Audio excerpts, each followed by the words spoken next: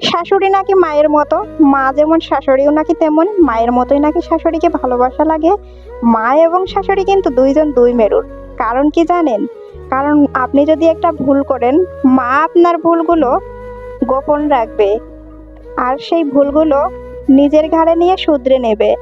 আর আপনি যদি ভুল নাও করেন কিংবা একটা ভুল করেও ফেলেন, তারপরেও আপনার শাশুড়ি কিন্তু সেটা শুধরাবে না। আরও সেটাকে বাড়িয়ে ছাড়িয়ে কত জায়গাতে বলতে হয় সেটা সে ভালো জানে।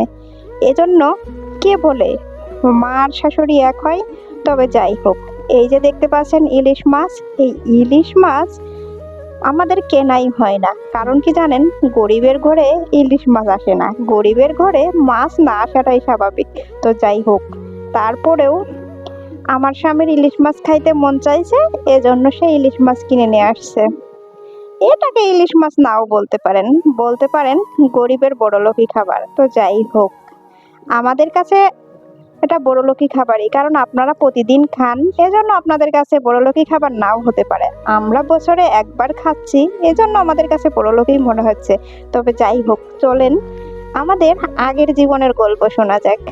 আমি যখন বাবার বাড়িতে ছিলাম, কিংবা এখনো আমার দাদা যখন বেঁচে ছিল, তখন সে দেখেছি বাজার থেকে ইলিশ মাছ আনলেই আমার দাদা বসে কুটতে লাগতো। আবার এখন আমার বাবাকেও দেখি, সে বাজার থেকে ইলিশ মাছ কিনলে নিজেই কুটে। কারণ কি জানেন? ইলিশ মাছটা কুটতে অনেক ভালো লাগে। আর সব ছেলেদের মধ্যে এটা আমি দেখি না, শুধু আমার বাড়িতে আমার দাদা এবং বাবাকেই দেখেছি, শ্বশুর বাড়িতে কাউকে আমি দেখিনি। তবে যাই হোক, আমার স্বামী কিন্তু সবই করতে পারে, মাছ থেকে মুরগি কাটা থেকে শুরু করে সবই করতে পারে, তার জন্য খুবই ভালো লাগে।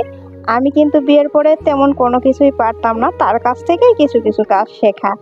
আর সব কিছুই আমার ইউটিউব থেকে শেখা, কারোর কাছ থেকে আমি হাতে ধরে কিছু শিখিনি। আমি কারণ বিয়ের আগে রান্নাঘরেই যাইনি, তাহলে আমি রান্না কিভাবে পারবো? যা শেখা নিজে নিজে করে করেই শেখা। তো আমি অন্যদের মতো রান্না করতে পারি না, আমার যেমন মন চাই আমি, ওই যে কথায় আছে না, ঘুরিয়ে পেঁচে যেমনে পারি সেভাবেই রান্না করি। তো দেখেন, কুটা কাটা ধোয়া শেষ করে রান্না করতেও লেগে চলে আসছি। তো এখন এটা কে কোনভাবে রান্না করেন আমি জানি না। তো বলতে পারেন গরিব মানুষ, এজন্য গরিবের মতোই রান্না করছি। আমি হলো গরিবের বউ সকিনা বেগম, লিপস্টিক আপা। তো যাই হোক, লিপস্টিক আপার ভিডিও আপনাদের কেমন লাগে আপনারা একটু জানিয়ে যাবেন, আর আমার পেজের সাথেই থাকবেন। আর যদি আপনারা নতুন আমার ভিডিওটি দেখে থাকেন, তাহলে অবশ্যই আমার পেজটি ফলো দিবেন। ফলো দিলে আমার পেজের সব ভিডিও আপনারা দেখতে পাবেন। তো দেখেন, আমাদের মানুষ হচ্ছে তিনজন, আমার ছেলে, আমার স্বামী আর আমি। এখন তিনজনের মাছ 5 পিস নিয়ে আমি এখন মাখিয়ে দেব। তেলটা একটু কম কমই দিচ্ছি, কারণ গরিব মানুষ তো বেশি কেনাকাটা করতে পারি না, এই জন্য তেলটা একটু কমই দিলাম। আপনারা আবার বলবেন না, হাই লিপস্টিক আপা এত কম দিচ্ছেন কেন তেল? আপনারা আবার কিন্তু খুদ ধরেন না, বুঝছেন? তো যাই হোক, মাখানো শেষ কইরা এই যে আমি এখন পানি দিয়ে দিছি।